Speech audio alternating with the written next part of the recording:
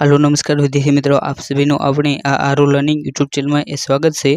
આજના આ વિડિયોમાં આપણે ગુજરાત હાઈકોર્ટ દ્વારા જે આસિસ્ટન્ટ ક્લાર્કની જે ભરતી બહાર પાડવામાં આવી હતી તેનો માટેનું જે પ્રોવિઝનલ મેરિટ લિસ્ટ હતું એ જાહેર કરી દેવામાં આવ્યું છે અને જે પણ વિદ્યાર્થીઓના આ જે પ્રોવિઝનલ મેરિટ લિસ્ટ હતું તેની અંદર એ નામ છે તેમને એ હાઈકોર્ટ દ્વારા એ ડોક્યુમેન્ટ વેરિફિકેશન માટે એ બોલાવવામાં આવેલા છે। તેની અંદર એ તમારે કયા કયા ડોક્યુમેન્ટ લઈ જવા તેની એ માહિતી જોવા પ્રયત્ન કરીશું અને તેની સાથે સાથે એ તેના જે કોલ લેટર તે એ ડાઉનલોડ કરવાના શરૂ થઈ ગયા છે। તો તે કોલ લેટર એ તમારે ક્યાંથી ડાઉનલોડ કરવા તેની એ સ્ટેપ બાય સ્ટેપ એ માહિતી જોવાનો પ્રયત્ન કરીશું, જે તમને આવનારું જે ડોક્યુમેન્ટ વેરિફિકેશન હતું તેની માટે એ ખૂબ જ ઉપયોગી બનશે, કેમ કે આની અંદર આપણે જે પણ એ ડોક્યુમેન્ટ છે તેની એ યાદી રહી તે એ જોઈશું અને તેને એ ક્યાંથી કઈ રીતે મેળવવા તે પણ એ જોવાનો પ્રયત્ન કરીશું, જેથી તમારે કોઈ પણ પ્રકારની એ તકલીફ ન પડે। તો તમે આ વિડીયો તેને એ છેલ્લા સુધી જોવાનો આગ્રહ રાખજો। ડીવી માટેના કોલ લેટર ડાઉનલોડ કરવા તમારે સૌથી પહેલાં તો જે કોઈ પણ ક્રોમ બ્રાઉઝર હોય તેની અંદર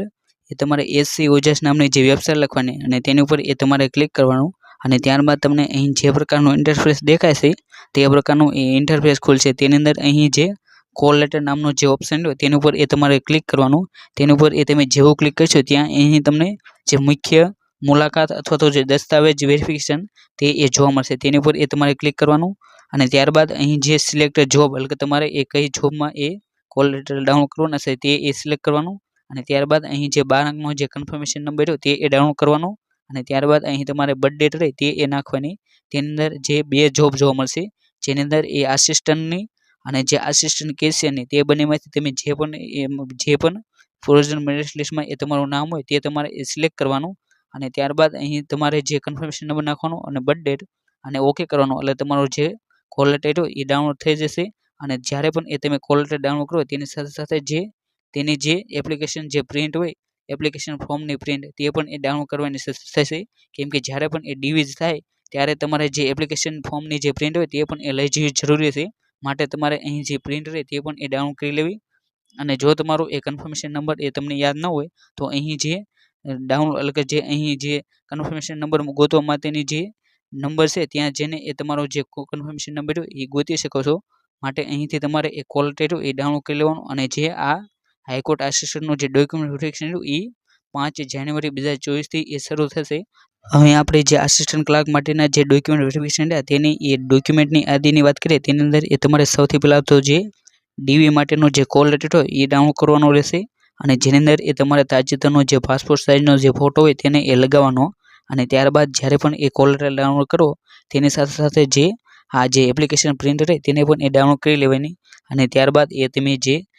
આ જે ભરતી રહે તેની અંદર જે ફી ભરી તેને એ ઈ રિસિપ્ટ અથવા તો જે ચલણ હોય તેને પણ એ સાથે રાખવાનું રહેશે। આ જે આ ત્રણ એ પહેલું ડોક્યુમેન્ટ, ત્યારબાદ એ બીજું ડોક્યુમેન્ટ જે તમારે જન્મ તારીખનો એ પ્રમાણપત્ર આપતું હોય તેવું દસ્તાવેજ લઈ જવાનું, જેની અંદર એ સ્કૂલ લિવિંગ સર્ટિફિકેટ અથવા તો જે જન્મ તારીખનું પ્રમાણપત્ર રહ્યું તે બંનેમાંથી એ તમારે કોઈ પણ એક રહ્યું તેને એ સાથે લઈ જવાનું। ત્યારબાદ એ જે ત્રીજું ડોક્યુમેન્ટ રહ્યું એ જે આ ભરતી રહે આસિસ્ટન્ટ ક્લાર્કની તેના મુજબનું એ લાયકાત દર્શાવતું જે માર્કશીટ અથવા તો જે સર્ટિફિકેટ એ તમારે સાથે રાખવાના। જ્યારે પણ એ તમે ફોર્મ ભર્યું તેની અંદર એ જે મુજબની તમે લાયકાત નાખી હોય તે બધા એ સર્ટિફિકેટ એ તમારે સાથે રાખવાના રહેશે અને જે માર્કશીટ રહે તેને પણ એ સાથે રાખવાની અને ત્યારબાદ એ જે ચોથું ડોક્યુમેન્ટ હોય તેની અંદર એ જે આ જે આસિસ્ટન્ટ ક્લાર્કની જે ભરતી રહે તેની અંદર એ ટાઈપિંગ જે જ્યારે ફોર્મ ભર્યું ત્યારે એ તમે ટાઈપિંગ સ્પીડ નાખી હતી તો તે મુજબ જે તમે ટાઈપિંગ સ્પીડ નાખી તે મુજબનું એ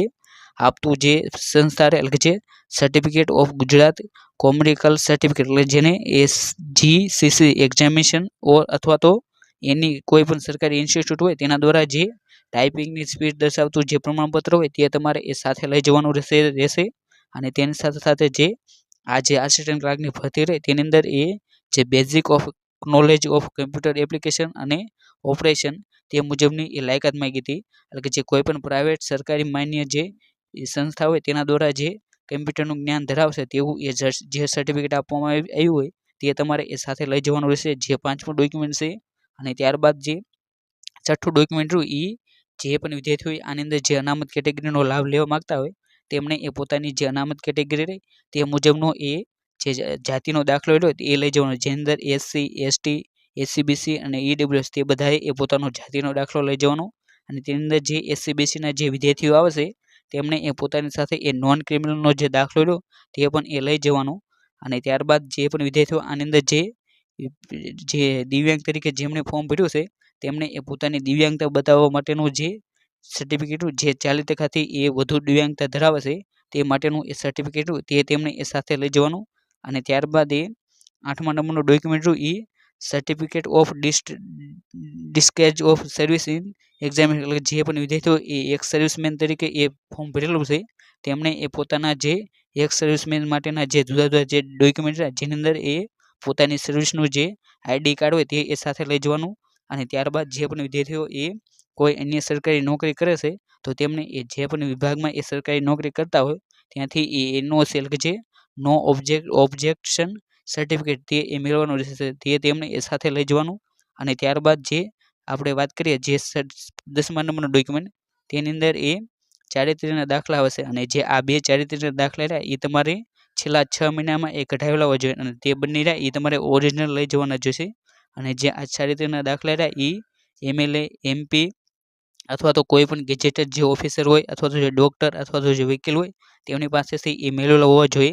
અને ત્યારબાદ એ 11મા નંબરનું ડોક્યુમેન્ટ એ જો કોઈ પણ વિદ્યાર્થીઓ અથવા જે કોઈ પણ વ્યક્તિની અંદર એ નામ અથવા તો જે સરનેમ હોય તેની અંદર એ બદલાવ કરેલો હોય તો તે માટેનું જે ગવર્મેન્ટ ગેઝેટ એટલે જે સરકારી સોગંદનામું હોય તે તમારે એ કરાવીને લઈ જવાનું જેથી એ ત્યાં એ તમારે રજૂ કરવાનું થશે અને ત્યારબાદ